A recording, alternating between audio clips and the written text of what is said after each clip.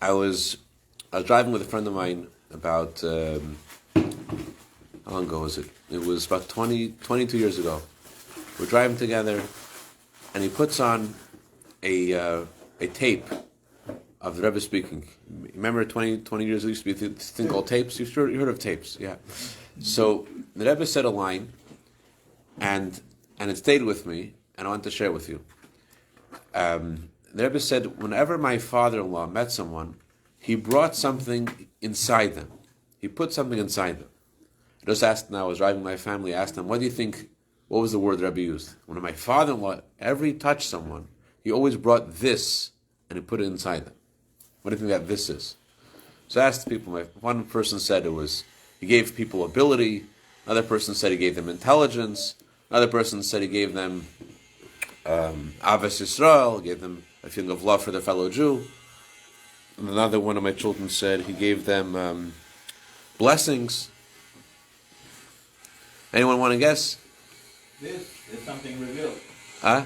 When you say this is something revealed. Something revealed. He gave us this. He gave us something that you could.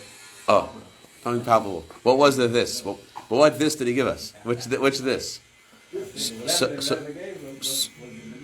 No, what do you guess the deal? What did the previous Rebbe put inside every person that he met? Foundation.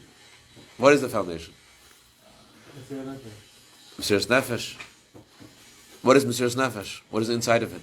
The word the Rebbe used was, anyone want to guess? Shturim. Storm. You know, everyone's using a word which is outside of the word the Rebbe used, which is outside of it. The word the Rebbe said, the word which is the essence of it, that's why it stayed with me. The Rebbe said, whenever my father-in-law met someone, he brought life into every person he came in contact with. He put life into them, which automatically means he gave them blessings, automatically means he gave them love, automatically means he gave them ability, he gave them devotion. It all comes with, put life into them, which is very relevant to tonight, 15th of Shvat. The 15th of Shvat is connected to the tree, the fruit, and unlike other things we need to survive, fruit, which is connected, the celebration of the 15th of Shvat is about fruit. Fruit is something you eat for pleasure, for enjoyment. And the Rebbe actually said, the very first thing you have to have every day, what's the first thing you have to feel every day? First thing you have to feel every moment? Pleasure. You remember, Shlomo, a good student, very good. David Gam. The first thing you have to have is pleasure. Pleasure, you feel that Hashem is with you, Hashem is listening to you, Hashem is interested in you. Even before you say Moda'ani, you think the first thing you have to have is gratitude. Before the gratitude, the Rebbe said the first feeling you have to have every day is a pleasure that Hashem is looking at you. You have to have pleasure. And that feeling of pleasure is to go with you your whole entire day, which is the key to the next element of the 15th of Shvat, which is, the next element, the 15th of Shvat is about growth. What makes you want to grow? You feel enjoyment in what you're doing. And there's a third thing about the 15th of Shvat. It's a funny thing. We celebrate the 15th of Shvat with eating fruit. But this is not the time when the fruit grows. This is a time when the seeds are planted. Why are we celebrating now eating fruit? Now is the time when the seeds are planted. And the answer is that we're the people. We came to the temple, the story of Hanukkah, and there was not enough oil for the menorah to burn. We're the ones who lit the menorah anyways, because we knew Hashem would help us. So a Jew, even though it's way, way before the seed has budded and turned into a tree, as the fruits are growing, not way before, just he plants the seed. A Jew already feels for sure Hashem will give him success, for sure Hashem will help him.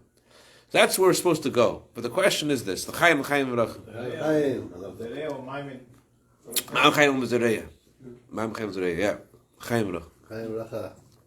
The question is this: this all sounds like beautiful, pleasure, enjoyment, growth, life, right? But we all have in our life, we all have roadblocks. We all have challenges. We all have moments where we feel we can't get through. We're stuck. We're in a situation of a challenge. We have mood swings. We can't break the mood. We're stuck in this mood. How do we contend with all these different things that Hashem puts in our life that seem to be like you're stuck there. You can't go out of it. So I want to share with you a story about Rabbi Moshe Kraus. Rabbi Moshe Kraus was born in 1922 in Hungary, and he was a very, very gifted cantor. They called him the wondrous child. As a child, he was sought after to sing in the various synagogues in his time as a child. And when the Nazis came, in the camp that he was in, there was a Nazi Yimach Shemo named Joseph Kremer, and Joseph heard about him. He was famous, this boy. He asked him to sing for him. And imagine this. He sings for the Nazi, and the Nazi cries. And the Nazi cry. It's amazing. And the Nazi asked him to sing for him every Sunday. But not only did his singing save his life, with his singing, he also was able to boost the morale of the Jews in Auschwitz, where he was. When the Jews came back, they were working back-breaking labor from morning till night. He sang for them. He sang for them, and he encouraged them.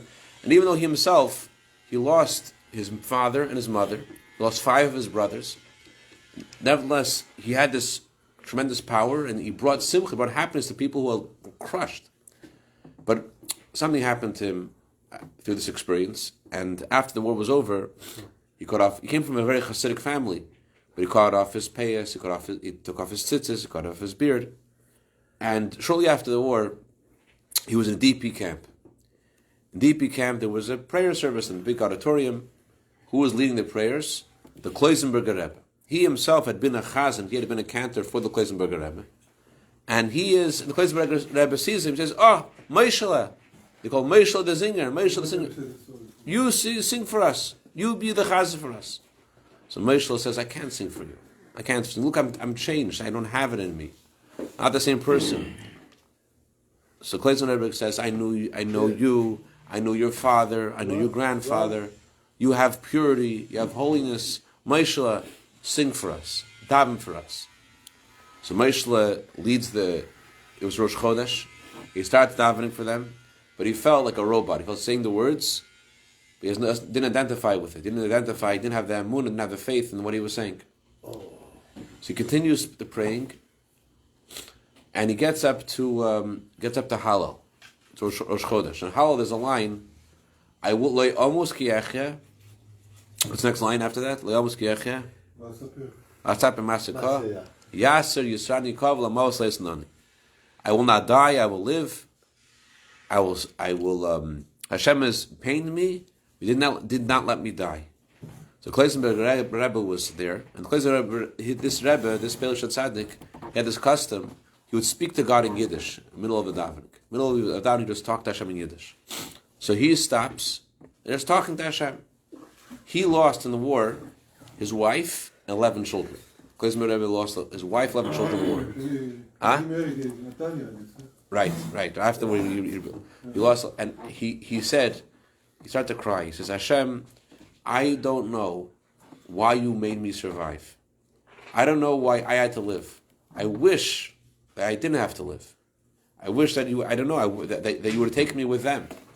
But if you made me alive, I choose to live. If you made me live, I choose to live.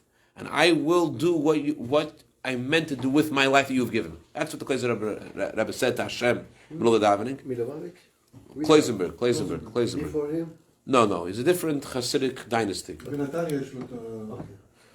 So when he said that, a lot of Holocaust survivors were unable to cry after the Holocaust. They had so much pain inside them, they couldn't cry anymore. So this Moshele, he also couldn't cry. But hearing the Rebbe cry, all of a sudden, all the tears that he had inside of him, he was able to release to start to cry. And he was crying so much, he couldn't continue davening. He had to stop davening. He couldn't continue davening. And so the Kloisenberger Rebbe had himself to continue davening. He took over. And when he finished davening, he called over Moshele to his room. Comes into his room. He tells the Kloisenberger Rebbe that he can't do this. He can't continue. He's not the same person. The person you knew is not here anymore. Yeah, I died. He tells him, I died, Rebbe. I died. So the tzaddik says to him, he says, you could feel unworthy. You could feel low. You could feel completely dry, completely insensitive. But you have to know something. You are carrying the torch of your fathers and grandfathers, their songs, their music, their fire. You're carrying their torch. And this beautiful golden chain of the Jewish people, You're the one who's carrying it on from that generation to the next generation. You have to know you're carrying the fire.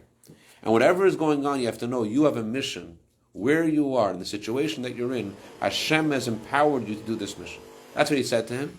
And those words literally changed his life. Moshele The Singer, he became the first chazan in the IDF. He was the first cantor in IDF. He was a top cantor in Belgium, in Mexico, in Johannesburg. And he, throughout his life, he inspired thousands of people with his beautiful, beautiful, beautiful voice.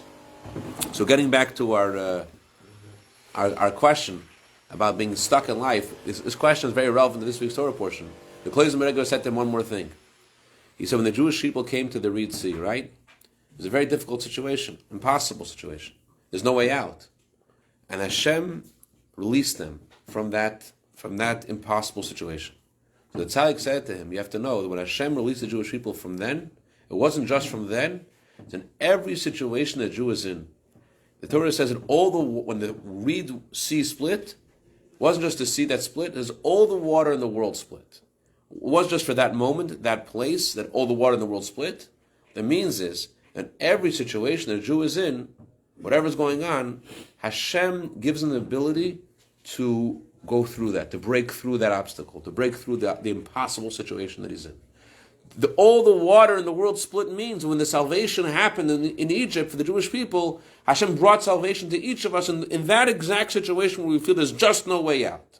That salvation was for all of us. But how does this happen? The Torah says that exactly how it happens. The Torah says the water. So it goes on. Rebbe, how are you feeling? Baruch Hashem. Chaim, full kreva shlema. Torah says this. When they got to the Red Sea, the water turned into dry land. What's the water? So Gemara says, whatever you find in dry land, you find in the water. In dry land you find trees, you have trees in the water. In dry land you find animals, you have animals in the water. The water has many more trees and many more animals than there are in dry land. But the difference is, whatever is in dry land is open and revealed. Whatever is in the sea is covered. When you look at the sea, all you see is water. So in ourselves also, we have a sea, we have dry land. We have inner strength, inner powers, inner koiches, inner things inside us. And we have our external things going on. So Hashem gives us the ability, when we're encountering a situation that's impossible, He gives us the ability to reveal the inner stuff inside us. But how do we get across the sea? How do we reveal that? So what happens is, what happened to Jewish people then? You know what happened? In front of them is the sea, behind them is the Egyptians, and they're stuck. What happens? You know, Mechilta says, there's 4 groups. One group says, let's just throw ourselves in the sea. One group says, let's fight the Egyptians. One group says, let's go back to Egypt. One group says, let's daven. And to all these groups, Moshe tells them, stand and see the salvation of Hashem. You've seen the Egyptians before, you'll never see them again. Hashem will fight for you, you should be silent. Don't daven, be quiet, don't fight. Hashem will fight. Stand up, don't give up. These 4 groups are inside of us. We have these 4 groups inside of us. We have these 4 directions inside of us. It's not something that happened in the past. The Torah says when the Jewish people crossed the sea, what does it say? Az Yashir. Then Moshe sings. It doesn't say he sang, it says he sings. Because Hashem gave us the ability to sing and to break through whatever. Will sing. Oh, so one explanation is Rashi says, will sing. Rashi says, but the reason Rashi says it will sing because you can't say it means he's singing, because he stopped singing. But another explanation is that it's continuous, that it's a continuous song. That whenever situation we have, we're able to sing a niggin and be happy and to break through it. So the question is, how do we do this? So we have these 4 groups. What's the first group say? The first group says, let's just go in the water. Let's kill ourselves. It's hopelessness. Why does a person become hopeless? What is hopeless? What does it mean to be hopeless? Hopelessness means that you're consumed by your pain and you can't see any way out. You can't think logically. You can't define what happened and what didn't happen. You're just completely darkened. Like I shared with you about the class that I took about suicide, that the reason a person wants to commit suicide, everyone has issues. A person wants to commit suicide is because they see all the issues pile up in front of them and they're blind, they can't see any way forward. That's why they decide to commit suicide. But it's not just suicide. A person has such pain, they want to escape their pain, so they get addicted. They get addicted to drugs, they get addicted to alcohol, they get addicted to internet, they get addicted to watching the news. They want to escape their pain, they're consumed by their pain, and just throw themselves into the water, they want to escape, they go to something else. And there's also a spiritual kind of suicide. Person says, I want to die. I want to learn Torah all day. I want to daven all day. I don't want to live in a world where there's such evil. I don't want to live in a world where Paro is victorious. I don't live in that world. I want to go, and they throw themselves into their davening, into the Torah. It could be that too. But the bottom line is that they're not thinking that they have any. They're not thinking about what Hashem wants in the world. That they could do something and change the world. They don't think it's possible. There's another kind of scenario where the person says, "Let's go back to Egypt." The person says, I have to do the things I'm used to always doing. I was addicted to marijuana, I was addicted to cigarettes, I was addicted to anger. I can't stop being angry. Look at this one guy, Shalom Aleichem, long time no see. So there was this guy who he went to this therapist. Therapist says, you know what you need to do? You start complimenting your wife. You just say a kind word to your wife. He has this issue with Shalom Bayis. You have to start saying, she wants you to say kind words to her. Say good words to her. So the guy's like, give me a different idea. Give me something else. Well, the person feels, I need to go back to the pattern that I'm used to. I can't try a new pattern. They feel they're stuck in a certain pattern. I can't stop being angry because this is the way I am. I can't stop being the way I am. They feel like they're not like in a situation of hopelessness where they're not alive. They're alive, but they're looking through a keyhole in life, and they don't have this broader vision of things ever getting better. They just think like they've given up on victory. They've given up on freedom. They've given up on things ever getting better. They just look at the world, and they may do good things. They get up in the morning to pray. They get up, and something's a favor. They could do them a favor, but there's no vision. There's no vision of any future. They just feel that always will be the same. Power will always be the king. And there's a third group. The third group, you said the first group. The first group is a tzaddik in the fur coat. The first group says, I have a choice. It's cold outside. I have a choice. So either I'm going to warm up my house. That's too small for me, just my house. I'll put on my fur coat. I'll warm myself up. Who cares about my house? So that's the first group is the person is in pain and just ignores the situation. Let me go away from everyone, and he just focuses on himself. It's really this idea of hopelessness is really a foolish thing. It's where we get caught up by our emotions, this false narrative in our minds and our feelings that we thought we were in charge, and now we realize we're not in charge of the world, and we feel like crushed and broken, and we can't go forward. That's the first group. We feel like we're stuck. We can't go forward. We feel completely overwhelmed with pain, and it's a feeling. It's not the truth, not the reality. The second group is willing to go forward, but life will never change. Then there's a third group.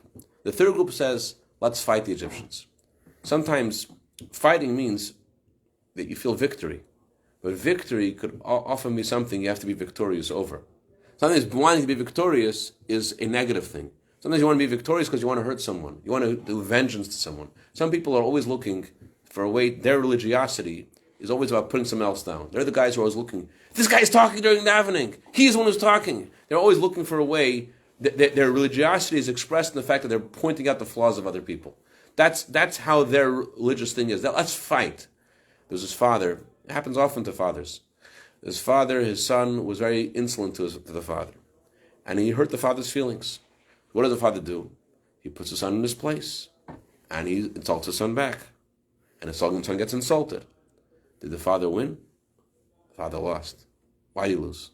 Why is the son insolent? Why is he chutzpahdik? What causes the chutzpah? Why does a person decide to act in an insolent way? Because they feel themselves nothing. They feel themselves garnished. They feel so low. So the victory means that you build your child up, and you make them feel positive about themselves, so they don't need to contend with this feeling of worthlessness, and therefore they need to act so insolently. There was two girls in the schoolyard. One girl falls down, she hurts herself, and her friend sees her hurt herself, and the girl gets up, she's about to cry, she holds herself back from crying, she says, I'm a big girl, I'm not going to cry. And her friend says, I cry when I fall down. But after I cry, I pick myself up and I feel better. There are two kinds of ways of dealing with pain. There's a good pain and there's a bad. We could choose if a pain is going to be good or pain is going to be bad. You could cry. When you cry, it's a release of feelings. You feel a real pain, and you have something in your heart and your stomach, and you're crying. It like opens up for you a new perspective. You like release something, and you could think differently and feel differently. Then there's another kind of crying. Crying is you become a crybaby. You become someone who cries. You become someone who's focused on this false narrative that of the ego. The false ego, which says, I'm in control, I lost the control. Ego, the hopelessness of the first group says, it's all or nothing. Either it's going to be my way or it's all worthless. You can't see anymore what the reality is. He lost it because he's consumed with his ego, with his pain. There's no place for himself. And the second group is like, okay, I'll put one foot in front of the other, but nothing's going to happen. The third group is, because he feels there's something to fight against, he has to break. He's focused on breaking, focusing on attacking, he's focused on hurting, he wants to hurt. Then we have the fourth group. The fourth group says, let's daven. Daven is not a bad thing, right? Daven should be the right answer. Daven is not the right answer. Why is daven not the right answer? There are some people who say, I'm going to find the shidduch, I'm going to pray to Hashem. A friend of mine, his father was a mashgiach in a restaurant, in a company, in a factory. And the guy, he's visiting. He was a mashgiach in many different places, and he would see other mashgiachim under him, other people working. He goes into this factory, he sees this guy working the factory. He's mashgiach, and he's saying Tehillim. He's sitting in his office saying Tehillim. He says, "Hey, what's going on in the factory? Is it kosher? You seeing what's going on?" He says, "I see, but I'm saying Tehillim. I'm saying Tehillim. I'm praying. It's all going to be okay." It's not okay to say. It says, the Torah says Hashem gives you the power to be successful. Hashem gives you the power. But you have to be successful. You have to do something. You have to do what you think in order to go forward. You can't decide you're going to find the shidduch and not meet anybody. You can't decide that Hashem is going to help you have parnasa and say, I'm not going to work. You can't decide that you're going to not do anything to maintain your health, and you have to daven. It's all. You realize that Hashem is the one who controls everything. But at the same time, Hashem wants us to do something. So this is the really connected to Yud Shvat coming from the day of the Rebbe.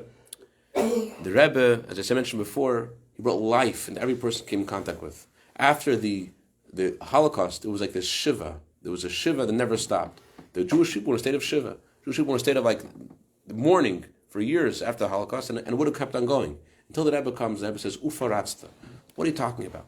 Build a school, build a yeshiva, build a mikveh, get children together here, get children together here, get adults together, make a shir, make a class, and all of a sudden it was a renaissance. It was a renaissance. The whole Jewish world is today. All the millions of people that put on tefillin since then, all over the world, and tefillin and shabbos and kashrus, and it's growing and it's alive. It's a lebdik. And this is what Moshe Levin told the Jewish people: travel forward to Har Sinai. It says the Torah says that a husband and wife, their union is like the splitting of the Red Sea. Sometimes a husband and wife are in a situation they can't see any way forward. They're in a situation they feel like there's no way forward. There is a way forward. Go forward. Travel forward. Hashem told the Jewish people, don't jump in the sea. Don't give up hope. Don't go back to Egypt. Don't look for violence as the answer. Hurting. Don't just sit putting your hands in your pocket and daven. Go get closer. Get closer to Mount Sinai. Look at the goal. Nachshon jumped in the sea, but not because he gave up. He went forward towards the goal. Look at the goal with your eyes. And there's this guy he has in his house a picture of the Rebbe going like this. Is when he was in a very low situation, he was by the Rebbe, and went like this, and all of a sudden things changed in his own feelings, and then in his life, he has a picture in his office, a picture in his house. Imagine there's all these things. Why are you so? Moshe Levin said, "What?" Should have a video all the time. That's what he has in his mind playing, but not just a video on the outside, a video on ourselves, like this. You know when you see the Rebbe, right? What's gonna, this from Shmuel. That's gonna it's not. And that's what I mean. When the Rebbe says, what the Rebbe means to every person, life, every person came in contact with. Go forward. Mashiach is coming. Get involved. It's happening.